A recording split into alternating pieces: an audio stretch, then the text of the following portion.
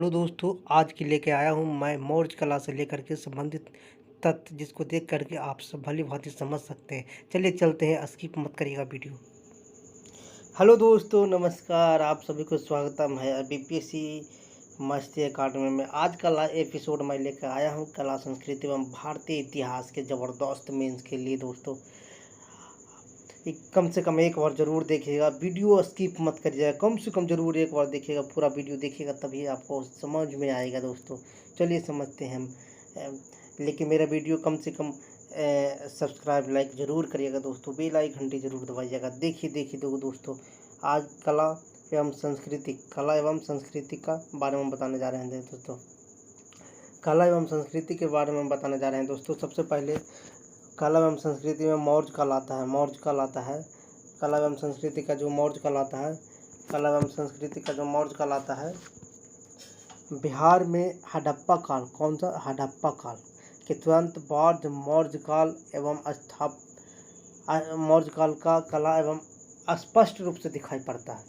कहने का मतलब है कि हड़प्पा काल के बाद मौर्य का जो है स्पष्ट रूप से दिखाई देता है। इसे दो भागों में बांटा गया। इसे दो भागों में बांटा गया है। पहला, दरबारी एवं राजकीय कला और लोक कला। दरबारी एवं राजकीय कला और लोक कला। तो देखते हैं हम दरबारी कला के बारे में, जिसको राजप्रसाद ने क्या बताया है। जैसे कहने का मतलब है कि मौर्यकालीन स्थापत्य की प्रथम कृति राजधानी पाटलिपुत्रा में अवस्थित है। मैंने सबसे पहले पाटलिपुत्रा में मौर्यकालीन का अवशेष का बारे में मिला है, जिसका चंद्रगुप्त मौर्य का राजप्रसाद यानी उसका मंत्री है ना, बरिकर, जिसकी चर्चा कौटिल्य लिखे थे अर्थशास्त्र। कौटिल्य कौन लिखे थे? जिनको विष्णुगुप्त भी कहा जाता है, तो वो लिखे थे अर्थशास्त्र। और मेगास्थित लिखा था इंडिका। इंडिका। तो इंडिका में इसका वर्णित है। पाटलिपुत्र जो है स्थापित है गंगा एवं सोन नदियों के संगम पर स्थित है। पाटलिपुत्र कहाँ? गंगा एवं सोन नदियों के संगम पर स्थित है। इसके चारों ओर 700 फीट चौड़ी खाई स्थित का उल्लेख मिलता है। 700 फीट चौड़ी खाई का उल्लेख मिलता है। इन्हें नगर की लकड़ी की ओर दीवारों से घेरा गया। माने नगर जो है उसको चारों तरफ लकड़ी के दीवार से भी घेरा गया है। देखिए दोस्तों, लकड़ी का दीवार से घेरा गया। लेकिन मेगास्थनीज के अनुसार कहते हैं पाटलिपुत्र चंद्रगुप्त मौर्य का महल सूसा साम्राज्य उससे ये मिलता जुलता है, उससे ये विशेष आकृतियाँ को दिखाता है, उससे ये विशेष उत्कीर्ण को बताता है, ये है ना। तो इसके विशाल नगर काष्ठ से बने यानी लकड़ी से बना हुआ। इसका जो विशाल नगर था किसका बना हुआ था? लकड़ी। लेकिन लकड़ी जो है गंगा नदी में ये सबसे ज़्यादा प्रचुर मात्रा में मिलता था। कहाँ? गंगा नदी में सबसे ज़्यादा प्रचुर मात्रा में मिलता था। पाषाण का वहाँ अभाव था। इसके काल में 80 स्तंभ युक्त चंद्रगुप्त मौर्य के महल पुरातात्विक अवशेष मिला। 80 स्तंभ के मतलब खड़ा हुआ एक प्रकार का, 50 फीट 30 फीट पर एक प्रकार का खड़ा हुआ सीधे लंबा सिडोर, है ना। कहाँ मिला है? ये पुरातत्व अवशेष पटना कुम्हरार नामक जगह पर प्राप्त हुआ। अशोक के समय आते आते ये मौर्य काल अनेक स्मारक एवं स्तंभ, है ना, पता लगा। मैंने मौर्य काल से लेकर के अशोक के तक के बहुत सारे कलाकृतियाँ इसके मैंने अवशेषों का क्या पता लगा है। कब? अशोक के आते आते। इसको 4 भागों में बांटा। कितने भागों में बांटा गया? 4 भागों में बांटा गया है। जैसे पहला भाग था स्तंभ, स्तंभ, दूसरा स्तूप, तीसरा वेदिका, चौथा गुहा विचार। पहला स्तंभ, दूसरा है ना स्तूप, तीसरा वेदिका और चौथा गुहा विचार। मौर्यकालीन के सर्वोच्च नमूने अशोक का एक स्तंभ है। मैंने मौर्यकालीन का सबसे अच्छा उदाहरण अशोक का भी स्तंभ है। उसमें किसका प्रचार किया गया था? धम्म का प्रचार किया गया था। किसका प्रचार किया गया था? धम्म का प्रचार किया गया था। किसका प्रचार किया गया था? धम्म का प्रचार किया गया था। ये विभिन्न भागों में स्थापित है। कहाँ कहाँ? विभिन्न भागों में स्थापित है। इसकी संख्या लगभग 30 है। इसकी संख्या लगभग कितना है? 30 है। चुनार, जिसको वाराणसी में पड़ता है। चुनार कहाँ पड़ता है? वाराणसी में पड़ता है। चुनार देखिए, चुनार कहाँ पड़ता है? वाराणसी में पड़ता है। चुनार कहाँ पड़ता है? चुनार वाराणसी के निकट है। लाल बलुआ पत्थर से बना। कैसा बना है? चुनार के निकट लाल बलुआ पत्थर से बना है, जिससे ये इस तरह के खास स्तंभ को हम जो पॉलिश किया हुआ सिर है, मैंने स्तंभ जो है पॉलिश किया रहता है, इसे ओप कहते हैं। कुछ कहते थे? ओप। क्या कहते थे? ओप कहते हैं। पॉलिश की गई जिसे हम ओप कहते हैं। क्या कहते हैं? ओप। इसकी चमक धातु जैसी, किंतु पॉलिश की यह कला समय के साथ साथ लुप्त हो गई। यानी जो उस समय का जो पॉलिश किया हुआ था वो धातु जैसा चमक था, लेकिन समय के अभाव, समय के धीरे धीरे व्यतीत हो गया, परिवर्तित होते गया, समय बीतता गया, ये पॉलिश क्या हुआ? धीरे धीरे समाप्त हो गया। ये स्तंभों की ऊंचाई 30 से 35 से यानी 35 से 50 फुट का आसपास में स्तंभों की ऊंचाई लमसम मैंने नापा गया है। कितना? 35 से 50 फुट। इसकी वजन 50 टन का। इसका वजन कितना था? 50 टन का। एक स्तंभ का वजन कितना? 50 टन का है। लेकिन कभी कभी देखा गया कि ये पहाड़ों को एक ही शिला को काटकर इसमें जोर नहीं पाया जाता। इसमें क्या? जोर नहीं पाया जाता। और ये स्तंभ एक तरफ मोटे और ऊपर की तरफ पतला होते चला जाता है। एक तरफ मोटे और ऊपर की तरफ पतला होते चला जाता है।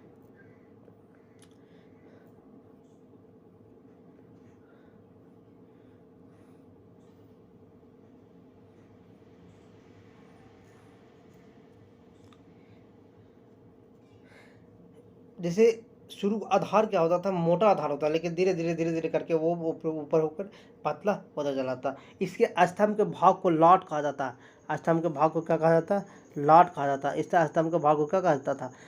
मुख भाग को लाट कहा जाता है। स्तंभ के मुख भाग यानी नीचे, है ना, और ऊपरी हिस्से शीर्ष को मौर्यकालीन लाट के शीर्ष यानी इकहरी दोहरी मेखली को जाता है। जिसके ऊपरी हिस्से को शीर्ष माने मुख भाग को लाट, लेकिन और ऊपरी हिस्से को क्या कहा जाता था? शीर्ष कहा जाता था। मौर्यकालीन स्तंभ से लाट के शीर्ष पर इकहरी या दोहरी मुखला होती थी। यानी कहने का मतलब एक ही हरी, कहने का मतलब एक ही माने एक ही मुखल, एक ही माने शिला को काट कर जो बनाया गया था ऊपर से नीचे तक एक ही माने, उसमें किसी प्रकार का जोर नहीं होता था। मेखला के ऊपर की आकृति अवांगमुखी कमल या उल्टे खिले कमल की तरह बनाए गए थे। मैंने इस तरह बनाया गया था कि जिससे लग रहा है कि कमल का खिल रहा है फूल, है ना, कमल की आकृति की तरह बनाई गई थी।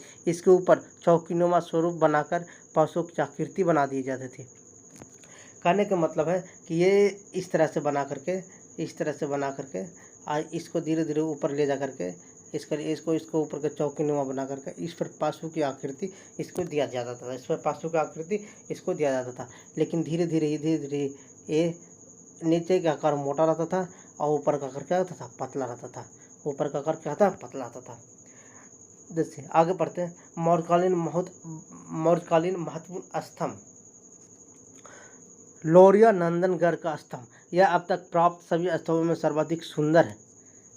सबसे प्राप्त लौरिया नंदनगढ़ का जो स्तंभ है, सभी स्तंभों से प्राप्त स्तंभ में जितना भी स्तंभ मिला, सबसे यह स्तंभ अभी बहुत सुंदर है। इसके शीर्ष पर सिंह की प्रतिमा और आसान के चारों तरफ हंस की पंक्तियाँ उत्कीर्ण है। यानी ऊपर शीर्ष पर सिंह का प्रतिमा और चारों तरफ इसका हंस का मैंने बना दिया गया, हंस का उत्कीर्ण किया गया है।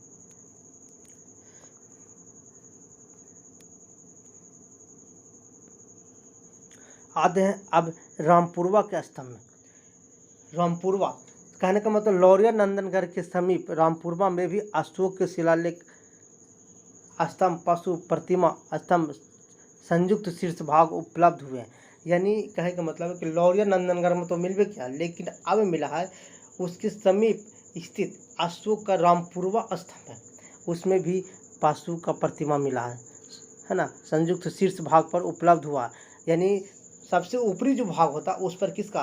पशु का चित्र का अंकन किया गया, जिसमें धर्म स्तंभ पर शिक्षाएं का उत्कीर्ण, यानी अशोक के समय में निर्मित धर्म स्तंभों पर धर्म की शिक्षा का उत्कीर्ण किए, यानी उसके समय जो धर्म शिक्षा अपनाया था उस शिक्षा का वह प्रतीक माना जाता है। वो शिक्षा का क्या माना जाता है? प्रतीक माना जाता है। दिल्ली टोपरा स्तंभ लेख, या दिल्ली टोपरा जो स्तंभ लेख है यह फिरोज शाह की लाट के नाम से प्रसिद्ध है।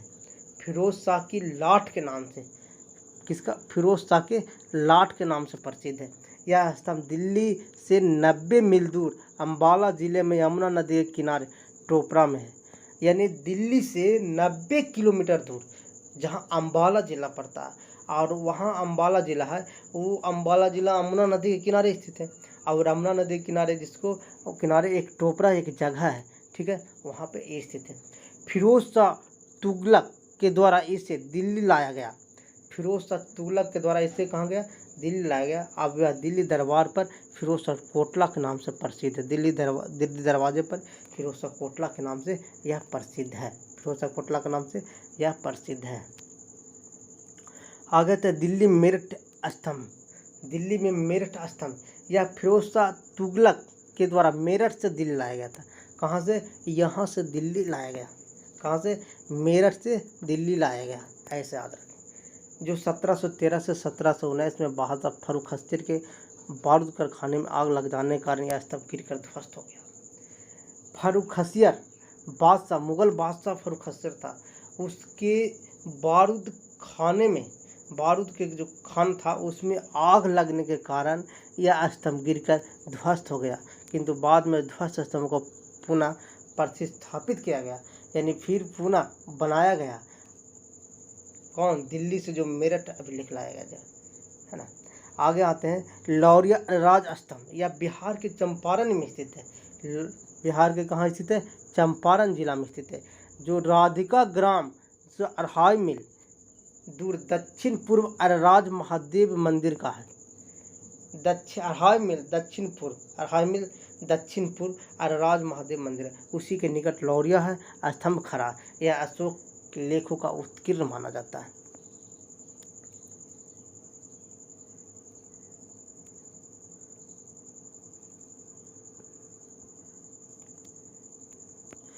इलाहाबाद स्तंभ, अशोक के दो लेख उत्कीर्ण है। इलाहाबाद में अशोक के कितने लेख? 2 लेख। इस समुद्र गुप्त की प्रशस्ति इसी में खुदा हुआ है। समुद्रगुप्त की प्रशस्ति भी खुदाई इसी में हुआ है। किसमें? इलाहाबाद वाला में। अगला आते हैं रुमनदेई स्तंभ, यह नेपाल के रुमनदेई नामक स्थान पर एक प्राचीन स्तंभ मिला है। रुमनदेई नामक स्थान पर एक मैंने नेपाल के, कहा? नेपाल के रुमनदेई नामक स्थान पर एक प्राचीन स्तंभ मिला है। यह इस पर लिखा है कि यह बुद्ध का जन्म हुआ था, माने यहाँ बुद्ध का जन्म हुआ था। इस प्रकार बुद्ध के जन्म के यहाँ उल्लेख मिलता है। यहाँ माने रुमनदेई में बुद्ध के जन्म का उल्लेख मिलता है। कहाँ? नेपाल में, है ना। रुमनदेई स्तंभ के उत्तर 13 मील दूर, माने रुमनदेई स्तंभ के उत्तर पश्चिम, कहाँ? उत्तर पश्चिम, रुमनदेई स्तंभ के उत्तर पश्चिम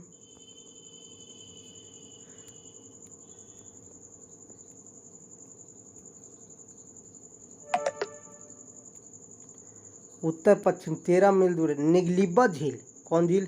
निगलिबा झील। उसी की झील के नाम पर उसी गांव का नाम है निगलिबा ग्राम। निगलिबा ग्राम, निगलिबा ग्राम जो यह स्तंभ खड़ा है, वहाँ स्तंभ खड़ा है। अशोक के द्वारा कनक मुनि, कौन? कनक मुनि बुद्ध के स्तूप की मरम्मत कराने का संकेत मिला। माने कनक मुनि के द्वारा बुद्ध के जो स्तंभ है उसको मरम्मत कराने का भी संकेत मिला है।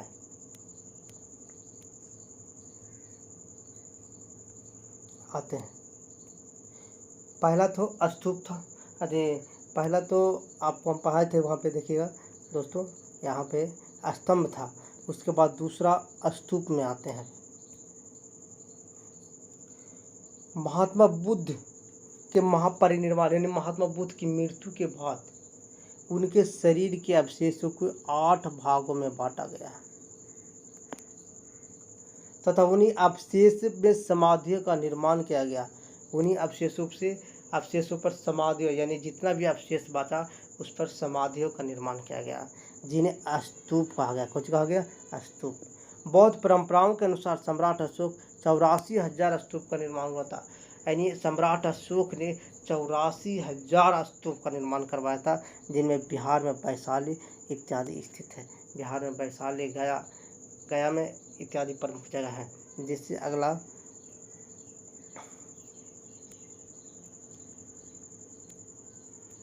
वेदिका। समानता मौर्यकालीन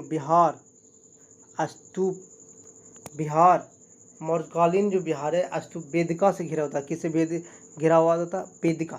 वेदिका के कहने का मतलब है चारों ओर एक पत्थरनुमा आकार बना होता था। उदाहरण है बिहार के बोधक गया में, मैंने उदाहरण स्वरूप दिया है। बिहार के कहाँ? बोध गया में अशोककालीन वेदिका का अवशेष मिले। माने अशोक के समय का वेदिका का अवशेष कहाँ? गया में मिला। अशोक के समय का वेदिका को ले गया मिला। इसके अतिरिक्त भी मिला पाटलिपुत्र से खुदाई क्रम में 3 वेदिका का टुकड़े मिला। कहाँ? पाटलिपुत्रा से खुदाई जब किया गया था तो वहाँ 3 वेदिका का प्रमाण मिला, जो चमकीली पॉलिश के कारण मौर्यकालीन का उदाहरण माना जाता है ना? मौर्यकालीन का उदाहरण माना जाता है।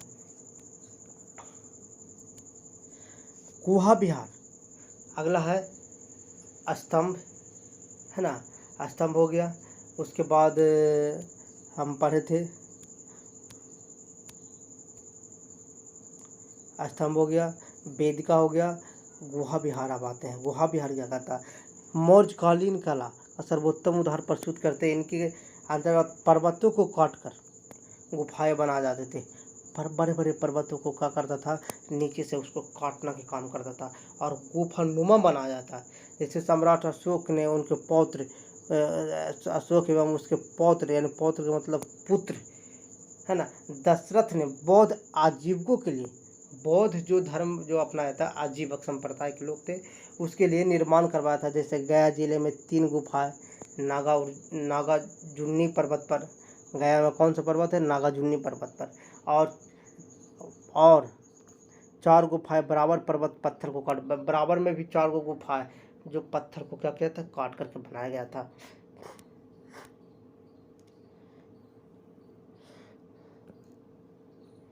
अब आते हैं दोस्तों मौर्य कला के बारे में, लोक कला के बारे में। लोक कला क्या कहता है? जिसे मौर्य काल में वस्तु को निर्माण हेतु कलाकारों ने दरबार से बाहर वस्तु का निर्माण, माने मौर्य काल में कहने का मतलब है कि मौर्य काल में एक तो राजा के साम्राज्य के अंदर भी वस्तु कलाकार तो मैंने किया जाता था, लेकिन कभी कभी देखा गया है कि कलाकारों ने मैंने साम्राज्य के बाहर भी वस्तु का निर्माण किया। जैसे पटना के दीदारगंज से प्राप्त यक्षिणी की प्रतिमा, कहाँ से? पटना के दीदारगंज से भी यक्षिणी की प्रतिमा प्राप्त हुआ। लोहानीपुर पटना से प्राप्त 2 नग्न पुरुष, मैंने 2 नग्न अवस्था में पुरुष की मूर्ति मिला है, जिसका निर्माण जैन शैली कार्योत्सर्ग मुद्रा में हुआ है। कार्योत्सर्ग मुद्रा में हुआ है ना? जैन शैली में कार्योत्सर्ग मुद्रा में हुआ है। कुम्हार से विभिन्न पशु पक्षी नर नारिया की मूर्ति मिला है। कुम्हार से भी पशु पक्षी और नर नारिया की भी मूर्ति मिला है। कहाँ से? कुम्हार से भी। मौर्यकालीन मूर्ति देखते हैं। मौर्यकालीन मूर्ति कला अध्ययन हेतु साहित्य पुरातात्विक स्रोतों से भरपूर उपलब्ध है। साहित्य स्रोत से आप गृहसूत्र या कौटिल्य, है ना, आप सब या गृहसूत्र या कौटिल्य का अर्थशास्त्र, कौटिल्य का जो है अर्थशास्त्र, पुरातात्विक स्रोत मौर्यकालीन मूर्तियाँ बड़ी बड़ी संख्या में प्राप्त यह साबित करती है कि मौर्य काल में मूर्तियाँ रही है। यानी मौर्य काल में मूर्तियाँ का सबसे ज़्यादा प्रदर्शन वहाँ रहा है।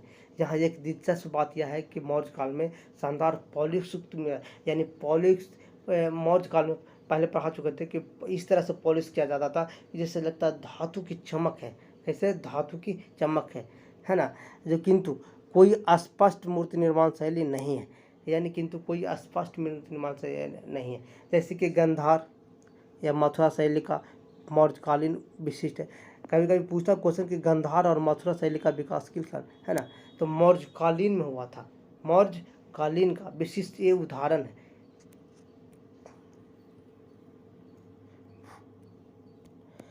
चमकदार पॉलिश, जिससे ओप या मूर्ति के सजीव भावाव्यक्ति, एकात्मक पत्थर निर्मित पाषाण स्तंभ या कलात्मक शिखर शीर्ष से पॉलिश करने की कला, इसी कला पर स्तर पहुंच गई थी कि मैंने उस समय ये मैंने पॉलिश करने का जो कला था, इस आधार से मैंने विकसित हो चुका था, इस आधार से विकसित हो चुका था कि कहने का मतलब उसका उत्कीर्ण, उसका वर्णन नहीं किया जा सकता। पहुँच आज भी अशोक की लाट की पॉलिश शीशे की भांति चमकती है। मैंने आज भी उसका पॉलिश है जो एक प्रकार का शीशे के भाग तरह चमकता है।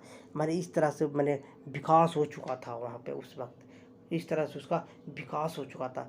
अशोक के स्तंभ तत्कालीन भारत के विदेशों से संबंध का खुलासा हुआ, यानी अशोक स्तंभों से या विदेशों से प्राप्त, है ना, विदेशों से प्राप्त स्तंभों से भी हम उसके बारे में जानकारी प्राप्त कर रहे हैं, करते हैं, है ना। मौर्य कला में मूर्तियाँ मिली है। मौर्य कला में जो मूर्तियाँ मिली है उनमें पत्थर मिट्टी की मूर्तियाँ हैं, किंतु धातु की कोई मूर्तियाँ नहीं मिली है।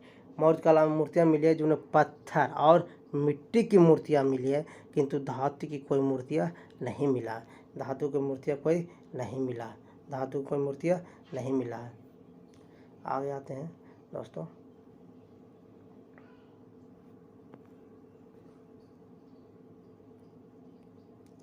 मौर्य काल की मूर्तियों का निर्माण चिपकब्बा विधि, ये आया क्वेश्चन। मौर्य काल में जो मूर्ति का निर्माण होता है चिपकब्बा विधि, जो अंगुली या चुटकियों का इस्तेमाल करके सांचे ढाल करके किया जाता था। कुछ किया जाता था, अंगुलियों और चुटकियों का इस्तेमाल करके सांचे ढाल करके किया जाता था। अंगुलियों और मैंने चुटकियों का इस्तेमाल करके सांचा में डाल डाल के थोड़ा थोड़ा डाल डाल के उसको निर्माण करता है। मौर्यकालीन मूर्तियाँ विषय वस्तु पक्षी खिलौना, मानव मूर्तियाँ, धार्मिक उद्देश्य वाली मूर्तियाँ, यानी पशु के मिला, पक्षी के भी मिला, खिलौना भी मिला, मानव के मिला, यानी गैर धार्मिक भी मिला, या धार्मिक भी मूर्तियाँ मिला। प्रस्तुत मूर्तियाँ में अधिकांशतः शासक द्वारा बनवाई गई थी, फिर भी किसी देवता का मूर्तियाँ नहीं ढाला है। मैंने उस समय शासक द्वारा बनवाया गया था, लेकिन देवता का मूर्ति भी ढाला नहीं गया था। मौर्य काल में प्रस्तुत मूर्ति का निर्माण चूना, बलुआ पत्थर, पारखम, मथुरा जिला, यानी कहने का मतलब है जो चुनार के बलुआ पत्थर से, कहाँ के, चुनार कहाँ पड़ता है, वाराणसी में पड़ता है ना, बलुआ पत्थर। और पारखम कहाँ पड़ता है, मथुरा जिला में पड़ता है। पारखम कहाँ पड़ता है, मथुरा। उत्तर प्रदेश से प्राप्त यह यक्ष की मूर्ति चित्तीदार लाल पत्थर का इस्तेमाल हुआ, यानी यक्ष का जो मूर्ति मिला लाल बलुआ पत्थर का मिला है। कहाँ कहाँ से लाया था, चुनार के बलुआ पत्थर, पारखम है, मथुरा में मिला है ना, मथुरा जिला उत्तर प्रदेश में पड़ता है। मौर्य काल की मूर्तियाँ अनेक स्थानों पर है, जैसे पाटलिपुत्रा, वैशाली, तक्षशिला, मथुरा, कौशाम्बी, अहिच्छत्र, सारनाथ। कहाँ कहाँ, तक्षशिला, वैशाली हो गया, पाटलिपुत्रा हो गया, मथुरा हो गया, कौशाम्बी हो गया, अहिच्छत्र हो गया, सारनाथ में आदि से भी मौर्यकालीन मूर्तियाँ मिला।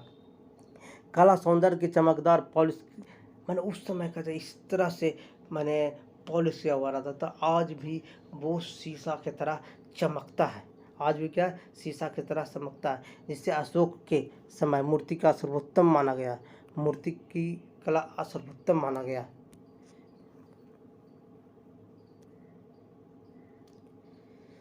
जैसे पाखरम उत्तर प्रदेश से प्राप्त 7 फीट की ऊंची अछनी मूर्ति मिला, कितना फीट के, 7 फीट की मिला है। पटना के लोहानीपुर पटना से भी मिला है।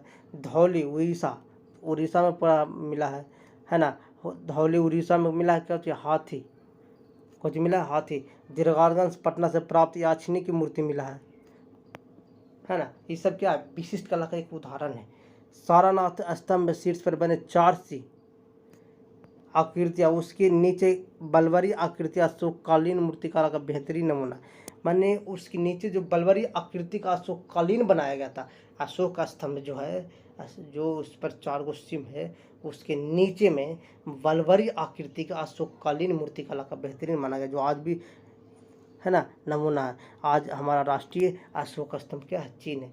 कुछ विद्वानों के अनुसार मूर्तिकला ईरान और ईरान के कला के प्रभाव डाला, यानी मौर्यकालीन मूर्तिकला जो है ईरान, है ना, और ईरान का विशेष प्रभाव इस पर रहा, ईरान का विशेष प्रभाव रहा। चलिए देखते हैं याचनी की मूर्ति के बारे में। मानव प्रतिमा बनाने के मौर्य शिल्पकला के उत्कृष्ट उदाहरण जैसे जनन, समृद्धि देवी देवता, यक्ष, याचनी, विशालकाय प्रतिमा दूसरा तीसरी शताब्दी ईस्वी में प्रभावशाली उदाहरण है। कितना, दूसरी तीसरी शताब्दी ईस्वी में इसका प्रभावशाली वर्णन है। दीदारगंज पटना 1917 से प्राप्त हुआ है। कब प्राप्त हुआ, 1917 में दीदारगंज से प्राप्त हुआ। 1917 में चंपारण हुआ, विद्रोह हुआ था। याचनी मूर्ति अपने हाथ में चबर धारण किए हुए रहता, अपने हाथ में क्या हुआ, चंबर धारण किए हुआ था। इसे चंबर धारणी या याचनी कहा जाता है। इसे क्या कहता है, चंबर धारणी या याचनी कहा जाता है। इस आकृति भरे हुए बक्ष स्थल, पतली कमर, बक्ष स्थल, पतली कमर और कुल्हा के माध्यम से नारी सौंदर्य भारतीय आदेश का भव्य तरीके से दर्शाया गया। यानी भव्य स्थल, दोनों स्तंभ जो है पतली कमर है और कुल्हा के माध्यम से नारी का सौंदर्य स्थापित किया गया है।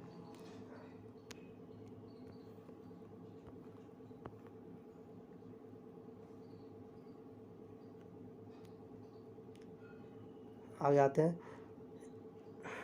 प्रतिमाओं के आधार पर बुद्ध, बोधिसत्व, जैन, तीर्थकर विशाल मूर्तियां निर्माण कराया गया है। यानी कहने का मतलब प्रतिमाओं के आधार पर कालांतर में बुद्ध हुआ, बोधिसत्व, जैन हुआ, तीर्थकर विशाल मूर्तियों का निर्माण किया गया था। इसकी अन्य विशेषता है, देखते हैं। मूर्ति का ऊपरी भाग वस्त्र रहित है। मूर्ति का ऊपरी भाग क्या है, वस्त्र रहित है। आधे भाग में वह साड़ी पहनी हुई है। आधे भाग में क्या हुआ, साड़ी पहनी हुई है। आधे भाग में क्या है, साड़ी पहनी हुई है। मूर्ति का एक हाथ खंडित है, यानी मूर्ति का एक हाथ टूटा हुआ, दूसरे में चंबर धारण किए हुए, दूसरे में क्या धंबर किए हुए, चंबर धारण किए हुए। मूर्ति के गले में मोतियों की माला शोभनीय है, जो पृष्ठ बक्ष के ऊपर लहराती हुई दिखाई। यानी कहने का मतलब दोनों जो वहाँ पे छाती है वो उसको बक्ष बोला जाता है। ऊपर एक माला पहनी हुई है, आप देखे होंगे फिगर में, है ना, लहराती नजर आ रहा है। छीनकटी क्या, छीनकटी कमर या स्थूल नितंब गुरुत्वांकन भी किया गया है। यह अभी भी कहाँ संग्रहालय में स्थित है, पटना संग्रहालय में। अभी भी कहाँ है, पटना, अभी भी कहाँ, पटना संग्रहालय में स्थित है।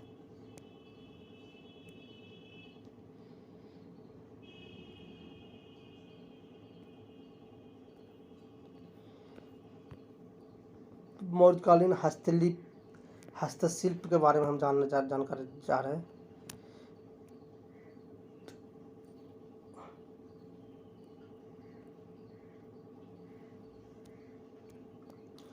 मौर्यकालीन शासन काल में राजनीतिक एकता और शक्तिशाली केंद्रीय शासन के बदौलत व्यापार वाणिज्य उन्नति हुई है। यानी कहने का मतलब कि मौर्य काल में राजनीतिक में एकता, शक्तिशाली केंद्रीय शासन, यानी केंद्र के रूप में शासन का चलता था, उसी के आधार पर व्यापार और वाणिज्य में उन्नति होता। उस समय शिल्पियों का यानी कलाकारों का प्रोत्साहन होता था। उस समय शिल्पियों और कलाकारों का प्रोत्साहन होता था। इस काल में खानों से कच्ची धातु निकालने के लिए, उसे गलाने शुद्ध करने के लिए, यानी खानों से कच्ची धातु निकाल कर उसे गलाने या शुद्ध करने के लिए लचीली बनाने की क्रिया जानकारी हो चुकी थी। उस समय खानों से जो धातु निकाल करके उसको गला करके और उससे लचीली धातु भी बनाया जाता था। मेगास्थनीज यानी एक प्रकार की धातु जैसे सोना, चांदी, तांबा, लोहा आदि खदानों का जिक्र किया गया है। मेगास्थनीज ये सब खदानों का क्या किया गया, जिक्र किया गया है। लोहा खदानों का जिक्र किया गया। इन धातुओं का उपयोग आभूषण, बर्तन, युद्ध हथियार, सिक्के आदि बनाने में किया जाता था। मौर्य काल में काष्ठ शिल्प का विकास हुआ था। मौर्य काल में काष्ठ, इसके प्रमाण मिले हैं। शास्त्रीय रूप से चंद्रगुप्त मौर्य ने राजप्रसाद नाम से लिया जाता है। चंद्रगुप्त मौर्य के राजप्रसाद का नाम लिया जाता है। चंद्रगुप्त मौर्य के राजा राजप्रसाद का नाम लिया जा सकता था।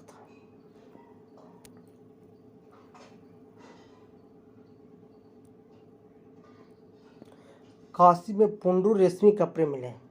काशी एवं पुंडरू में रेशमी कपड़े, काशी पुंडरू में रेशमी कपड़े तथा बंग का मलमल विश्व प्रसिद्ध है। बंग का मलमल विश्व प्रसिद्ध है। दुकुल जो श्वेत और चिकनी वस्त्र था, दुकुल श्वेत और चिकनी वस्त्र था। क्षौम जो एक प्रकार का रेशमी वस्त्र था, उल्लेख मिलता है क्षौम, किसका, क्षौम। फिर इसमें बंग चिकनी वस्त्र का भी प्रमाण मिला है। उद्योग के अतिरिक्त हाथी दांत पर काम करने वाले, माने हाथी दांत पर काम करने वाले, मिट्टी के बर्तन निर्मित करने वाले चर्मकारों की उपस्थिति का भी प्रमाण मिला। यानी मिट्टी का भी बर्तन बनाया करता था। हाथी पर दांत, जो हाथी पर काम करने वाले, हाथी दांत पर काम करने वाले का भी प्रमाण मिला है। मौर्यकालीन उपदार मिट्टी के बने उत्तरी काले चित्रित मृदभांड मिले हैं। उत्तरी काले चित्रित मृदी भांड मिले हैं। मौर्यकालीन ऊपर मिट्टी के बने उत्तरी काले चित्रित मिले हैं। अनुसार धनाढ्य वर्ग के लोगों द्वारा लाया जाता था।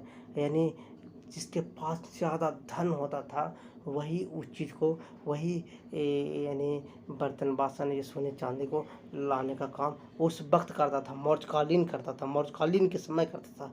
ठीक है दोस्तों, अगर मेरा वीडियो अच्छा लगा तो आप लाइक सब्सक्राइब जरूर करिएगा और बेल आई घंटन जरूर दबाइएगा, ताकि सब कोई भी वीडियो अगर हम बनाते हैं तो सबसे पहले नोटिफिकेशन आपके यहाँ जरूर पहुँचे और उसको आप देख करके ज्ञान अर्जित कर पाएंगे और आगे बढ़ा पाइएगा।